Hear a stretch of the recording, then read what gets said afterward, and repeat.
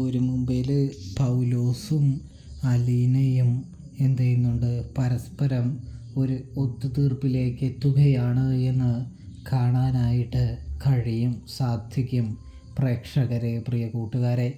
അപ്പോൾ നമുക്ക് കാണാൻ സാധിക്കുന്നതെന്ന് പറഞ്ഞാൽ വൈജയന്തിയെ വണ്ടി കയറിയ തവള എന്നൊക്കെ ബാലേന്ദ്രൻ വിളിക്കുന്നതും ആശുപത്രിയിൽ കിടന്നത് നിൻ്റെ കയ്യിലിരിപ്പിൻ്റെയാണ് എന്ന് പറയുന്നതും കാണാനായിട്ട് സാധിക്കുന്നുണ്ട്.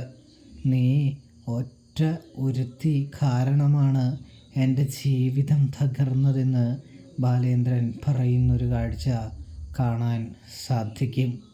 ഇത് സമയമാണെങ്കിൽ നമ്മുടെ വൈജയന്തിയാണെങ്കിൽ പറയുന്നുണ്ട്, ഞാൻ എന്ത് തകർത്തെന്നാ നിങ്ങളീ പറയുന്നത്, എനിക്കൊന്നും മനസ്സിലാകുന്നില്ല എന്ന് പറയുമ്പോൾ, നിന്നോട് പലതവണ പറഞ്ഞു കഴിഞ്ഞു നിൻ്റെ പുറകോട്ടുള്ള ജീവിതത്തിൽ എന്തൊക്കെ നീ ചെയ്തിട്ടുണ്ടോ അതൊക്കെ ഞാൻ അറിഞ്ഞു കഴിഞ്ഞു എന്ന്. അപ്പോഴും നീ ചോദിക്കുകയാണ് എന്താണ് ചെയ്തതെന്ന്. അതുതന്നെ വലിയൊരു കള്ളിയുടെ ലക്ഷണമാണ് എന്ന് പറയുകയാണ് ബാലേന്ദ്രൻ.